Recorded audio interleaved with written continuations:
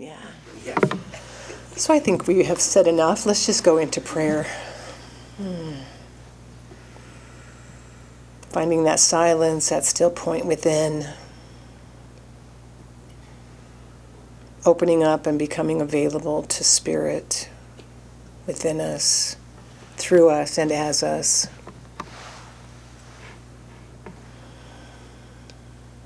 Being in a high energy of love and unity, oneness, and just expressing gratitude, appreciation for our time together, for the teachings that we get to explore together. And while we're in this high energy, let's bring to mind all of those that are on your heart. Maybe people that you love are struggling. Maybe some fears that you have. Just bring those to mind. You're welcome to speak them softly in this place or just keep them in your heart. I want to acknowledge and uplift those for a moment in this lovely space. Great all-loving Divine Spirit, we release all of these into your infinite love with deep gratitude. We release any expectation of today's service to you and know that you are here to guide us and comfort us. And so it is. Amen. So like I said, special music is from the Book of Psalms. And I was thinking about the Book of Psalms, and man, so many beautiful stories from King David when he wrote just lamenting to God, help me, help me, help me. And there's so much encouragement and so much, it's like reading Rumi, it's so good. Anyway, so her name is Ellie Holcomb, and this song is called Where Can I Go? So shortly after I moved to Grand Junction with my kids, I lived with my parents. They rescued us. We were homeless in Phoenix. And so Dad came with his flatbed truck and got the kids and I and all of our stuff and brought us here to Grand Junction to live with them for a while until I could get my feet on the ground. There was a woman in their church who needed to take her car over to Denver for a brake job, and I don't know, maybe I thought she had a Subaru. I don't even remember what kind of car it was. Maybe we weren't doing Subarus over here at the time. It was some kind of, anyway. So, and I wanted to go to Denver, and I probably didn't have a car at the time. I don't know. Anyway, and so she asked if I could take her car over there. And of course, that was great because all my family lived over in Denver. And so it was a great opportunity for me to go see my sisters and everybody. So the kids and I took off. We got into Denver. We were going down Kipling, right off of 6th Avenue. So any of those of you are familiar with Lakewood, that big hill. And as I was barreling down that big hill, there was a big semi-truck next to me who was making one of those long, nice wide turns from the left lane, right? And I was completely oblivious to the blinker, and was probably going at least 50 miles an hour down that hill. And I tried to slam on the brakes, and it was not there. And I tried to turn, and I couldn't. I knew there would not be room. So right before impact, I took my hands off the wheel, and the car took a sharp turn and turned right next to that semi into the parking lot. Like I was like right next to I was just like, I don't even remember it much. Anyway, we just flew into the parking lot, down the lane, and we ended up at the back of the lane. I don't even remember stopping the car. And I was shaking and crying so hard, just probably from the adrenaline, what I thought was from the adrenaline. But then later realizing I did not turn that car. I don't remember I don't remember any of it, but I know that I remember right before impact, I just let go. Anyway, so I know now that divine intervention was at play. and something miraculous had happened. And there were so many times when things like that happened to me and my kids, because I was a really irresponsible mom. I mean, if I told you guys some of the shit that I would do with my kids, I'd let them jump off of the roof into the swimming pool, and then got all the neighborhood kids to do it until their moms found out. And then when I moved here, the first thing I did was, oh, look, there's water. Let's go down the canal. So I took all the kids and the neighbor kids down the canal in Palisade. We had to get way down to go underneath that big flume, you know. It was so dangerous. Anyway, so I know now. I hear alcohol. You what? I hear alcohol at play. That's right. No, ADHD. Actually, I was ADHD, and we have no, like, there's no way we can say, like, oh, that may not be a good idea. You know, that's why I was always in trouble when I was growing up, because it was just like, oh, yeah, look, this looks like fun. Let's do this, you know. Anyway, so, yeah. So through the years, I've come to trust in divine guidance, right? But I'm always amazed that even though all those miraculous things happen, I still completely forget and get all stressed out about getting this done in time, or what am I going to do for this money, or what, you know, and I still get into that fear and wondering, even though those amazing, miraculous things have happened to me, and I know that all I have to do is ask God, and I get what I need. So, yeah, it's pretty amazing how that happens. It's like I go to sleep or something, right? But I grew up with a very personal God, something like a Santa figure, you know. He knows when you are sleeping. He knows when you're awake. He knows if you've been bad or good. So be good for goodness sake, that kind of God, right? But I was a bit confused when I was a teenager, because when I was a teenager, it was in the Jesus movement, right? When back in the 60s and 70s, there's a movie, I think, called The Jesus Movement. It's really phenomenal. But there was this movement that spread through America and hit the teenagers, because what it did was it combined all the hippie values of love, peace, communal living with Christian ideas. And they were big Jesus freaks, you know. They were all about Jesus, but they were also love, peace, and, you know, everything else that happens in a commune. So anyway, so I was confused, because in our classrooms, when I was a teenager, they were talking about love. You know, Jesus came for love and to banish the old law and grace. But from the pulpit, they were still talking hell and damnation, right? So I was a little confused. But when I found unity, it was like the missing puzzle piece, right? Because I had to completely let go of my old God. When I came here, I was just really disillusioned with the church, needless to say. And so I just had to completely turn my back. I had to let go of my old God. And I literally went straight to the source. I'm like, okay. So I started meditating, and I started automatic writing and asking questions. And I got amazing answers all about, like, things I never even knew about, like karma and reincarnation and things like that, you know. Anyway, so but as my understanding grew, I learned in unity that God is both personal and principle. And that was a totally new concept for me. But it also allowed me to keep my personal relationship with Jesus, because I had a really close relationship with Jesus. When I was a teenager, I had Jesus posters all over my bedroom, you know. And I remember walking down the halls in school, and, like, he was right there. Like, I would talk to him. He was like my constant companion. It was really weird. Yeah, I was like a little preacher when I was, like, young. Because when my sisters went off to college, and they saved their letters that I used to write to them, and I would just be going on and on about, you know, I would just preach to them in these letters, and I read them, like, not very long ago, and I'm just like, wow, I was on fire. I was on fire for the Lord, you know. Anyway, but when I learned that this whole principle, you know, because we were learning about the universal laws, and I thought, oh, that just doesn't make sense to me, because where is God in all that? Where's Jesus in all that? Where's my best friend? You know, he was my best friend. And so God as personal emphasizes that God's a loving, caring, and accessible presence in our lives, an ever-present source of support, guidance, and love. This personal God is not a distant or detached, but is available for everyone for connection, healing, and comfort.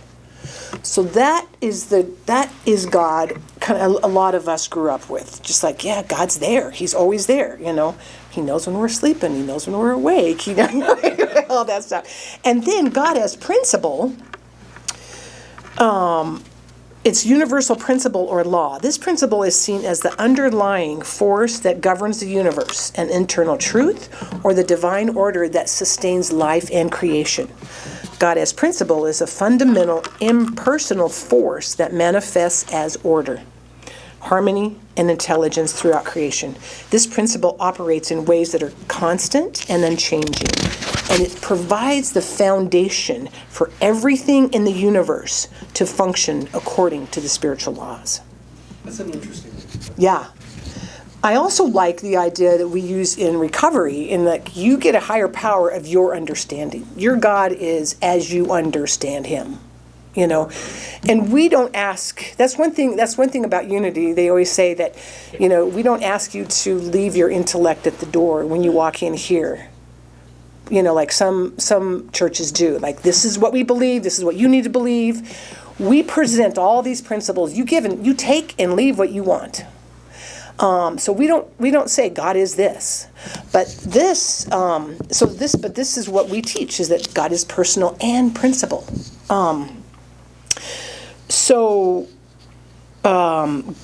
Okay.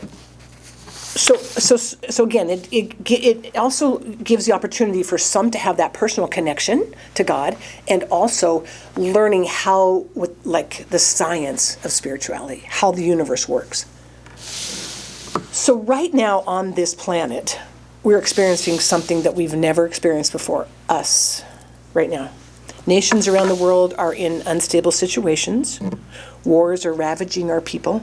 Natural disasters are wiping out communities and changing the landscape forever. And our country right now is in a tenuous position, creating fear and uncertainty. Now, not everybody is scared. Not everybody feels uncertain about the future as a nation. But some are living in a lot of fear and uncertainty. So wherever you are on that spectrum, doesn't matter. Somebody you know and love is full of fear right now, regardless of what your beliefs are. Unity teaches us that all creation is interconnected. We are one with God, with each other, and with all of existence. There's no separation. And life is an expression of this same divine source. We're one with spirit, we're one with each other. Your pain is my pain. My sorrow is your sorrow. And everybody's fear is our fear. Now, does that mean that we have to feel pain, sorrow, and fear? No. Just because we don't have to doesn't mean we don't. We do feel it because that's our humanness. And also, as Greg Braden said, that's our divinity as well, through our humanness. So just wrap your brain around that. What does it mean that we're all one? And what does it mean that we're all one with the divine? So that may be a new concept for everybody. If you haven't heard that concept, it's commonly called non-duality. And there's a lot of teachings that teach non-duality. Hinduism, I think Buddhism. So it can be a little confusing and sometimes a little bit unsettling too if you really grasp it. So I just try it on for a minute, right? So about a month ago, I experienced something that was really interesting. I could tell you the details, I guess. I was driving to Fruta, and on the left side, there's that community that has the lake, and they all water ski. That's where they water ski, right? So I don't know why, but I was driving down, and I looked over there, and I thought, those are not my people. Like, I'm serious. I really thought that.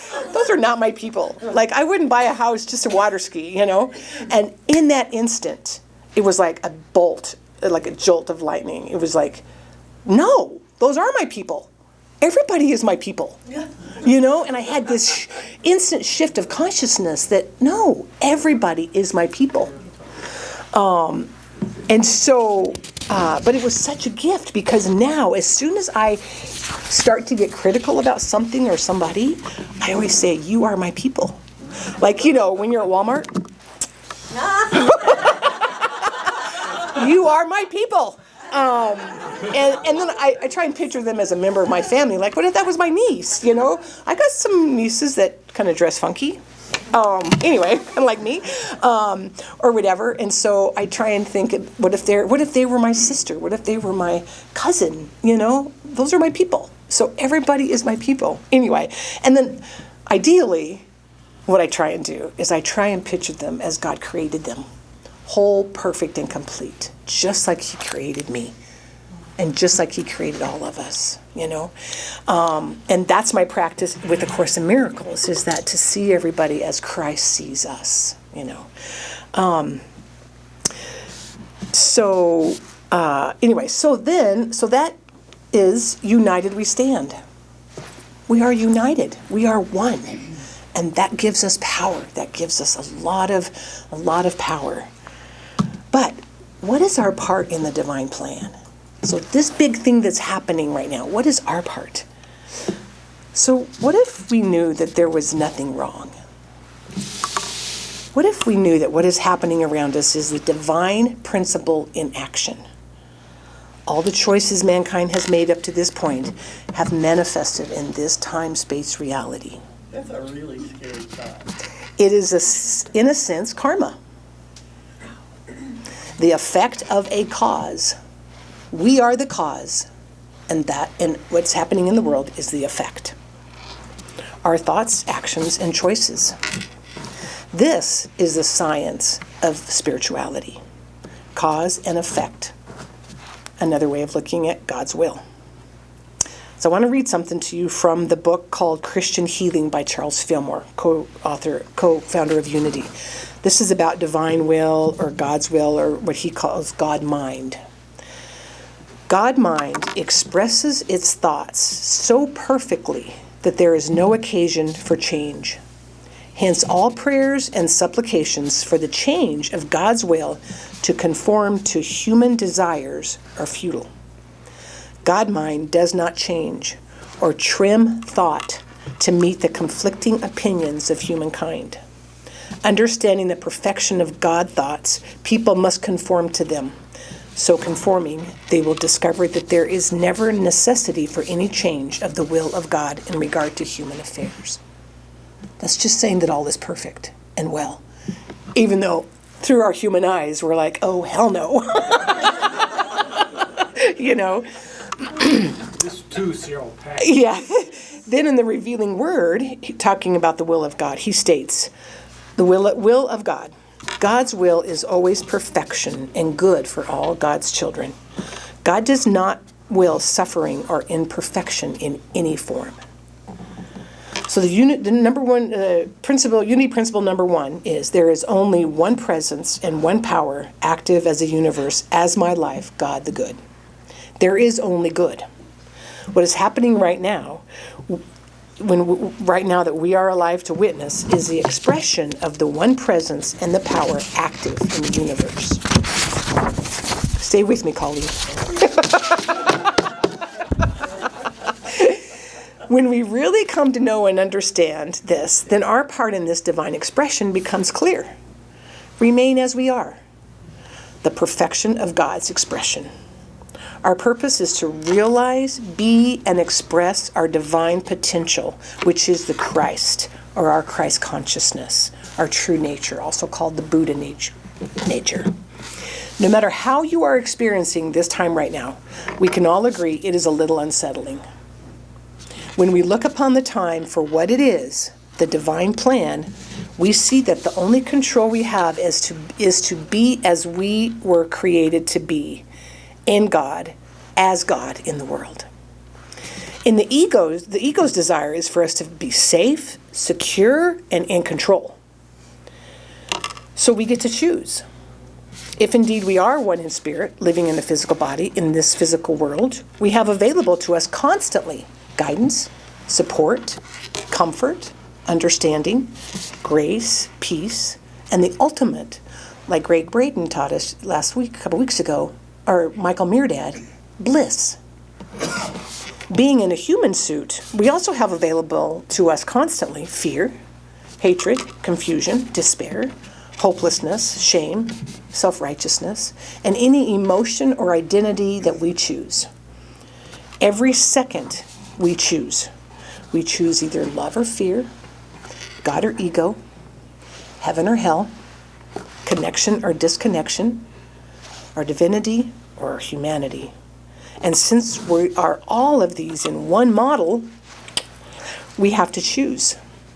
Not choosing is really not an option. But I love the way Eric Butterworth describes it in one of his many books, In the Flow of Life.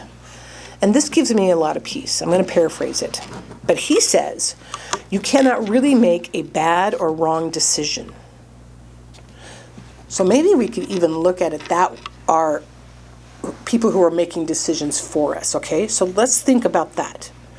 There is no bad or wrong decision, because every decision will eventually lead to your good.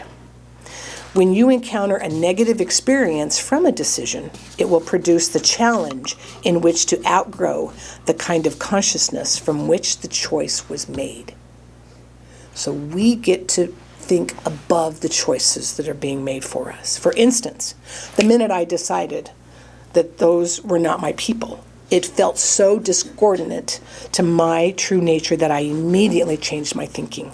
I changed my consciousness. Since the ego is usually the first and the loudest voice we hear in our heads, we can, as Eric explains further on, you can stand still and believe that there is no decision to be made, only a direction to discover. I loved that. Only a direction to discover, which means when we stand still, we can listen to the still small voice of the divine in us, through us, as us. To be able to hear the voice of the divine or our true nature, we must stay spiritually fit. And that's a concept that comes from Bill Wilson in the Alcoholics Anonymous book. We have to stay spiritually fit in order to stay sober. We have to stay spiritually fit to be sober in thought and in deed and in peace. In order to realize, be, and express our divine potential, we must stay in constant communication with our God, whatever your understanding of God is. In A Course in Miracles, in chapter 14, it says, when we have learned how to decide with God, all decisions become as easy and as right as breathing. Remembering who we are as divinity, who others are as divinity, and that there is a divine plan, this will allow us to stay connected and grounded regardless of what is happening around us. This will take effort on our part. Being human is our default if we stay in the consciousness of the ego. So staying spiritually fit is really important. So I came up with some things that I felt were needed to stay spiritually fit. Connecting with the divine, surrendering our will and asking for guidance, monitoring and regulating our energy, super important, and knowing the universal laws and how to use them. So we'll start with connecting with the divine. This calls for as much silence as you can muster. Meditation, going silently through your day without music, podcasts, videos, or audiobooks. Silent walks are a good way to provide space for connection. Spirit will never override your free will. Let me say that again. Spirit, God, will never override our free will.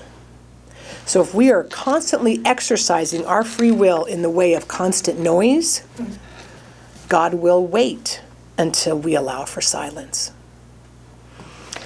Surrendering our will and asking for guidance. This requires just that. First, trusting that there is a higher power, whatever you like to call it or however you conceptualize it.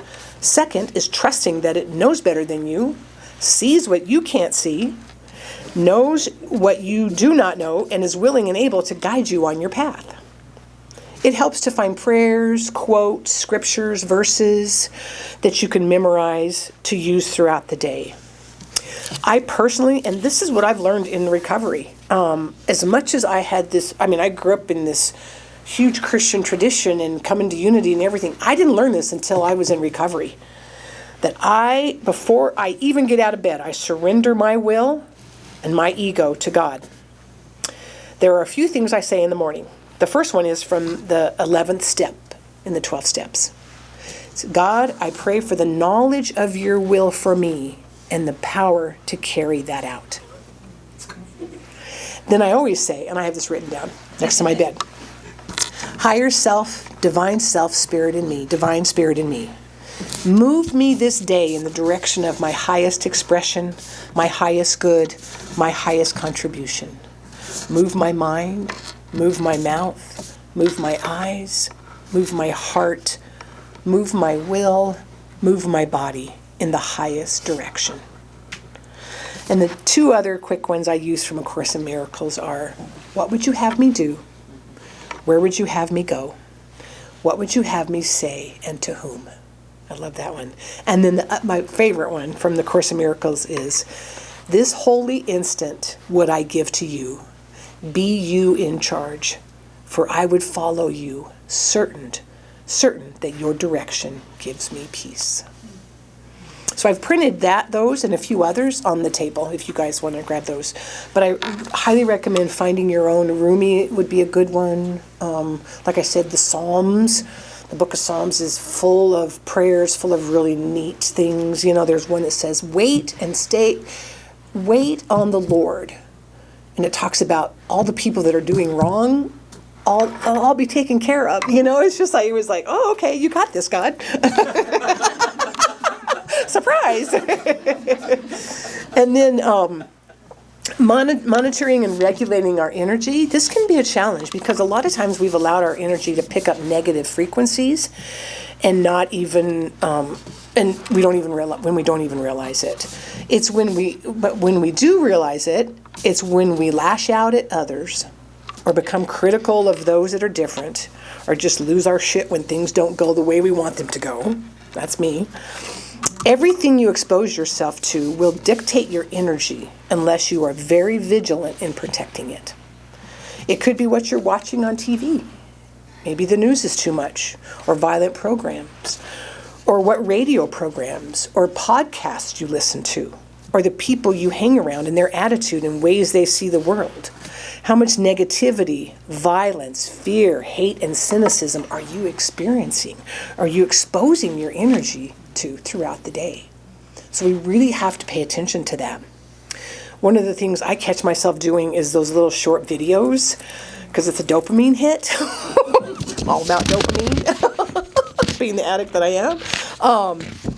But what I tend to watch are those stupid police shows. So of course those short videos are going to show the most dramatic and traumatic things right in that short minute that they have. And so I get caught up on those. And I am way too empathic for that.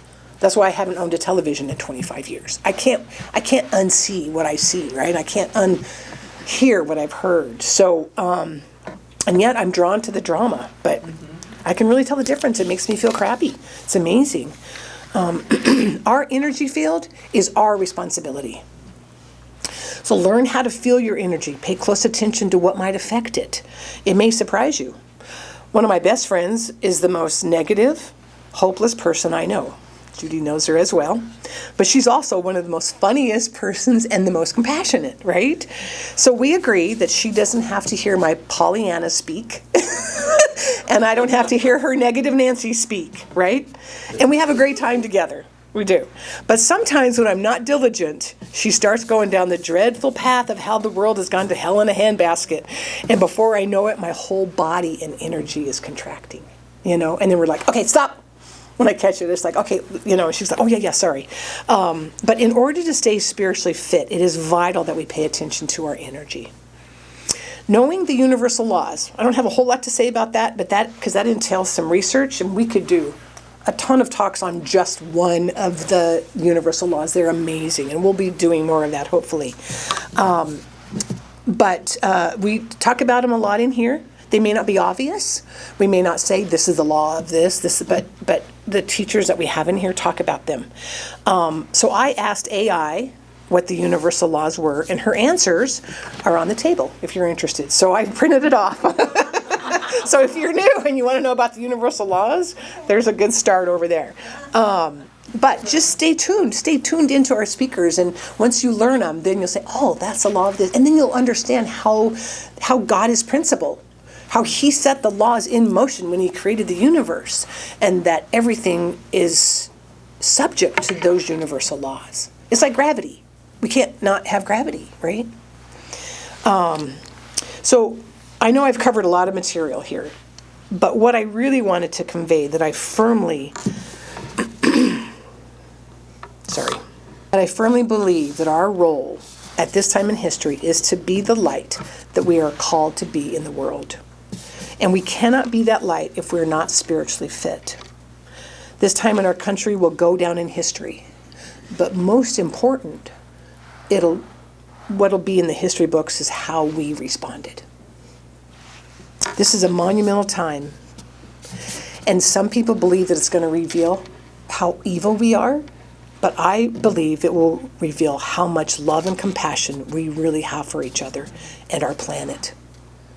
When the dust settles, we will have an opportunity to create the new earth. And we need to be ready for that.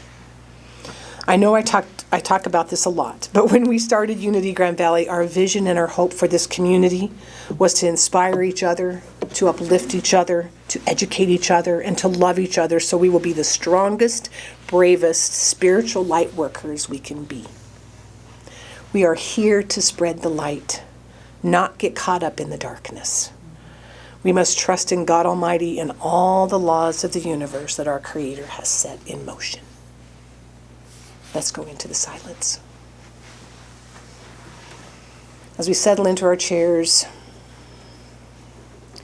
just allow your body to relax and allow the information that was presented this morning to just be there. It doesn't have to be figured out. It doesn't have to be understood. It doesn't have to be accepted or rejected. Just allowing the openness for Spirit to speak to us personally, apply what information that we needed from today's talk. Knowing that we are the light, knowing that we are connected. Let's take a few minutes and just be in the silence, stillness, and the reality of that oneness.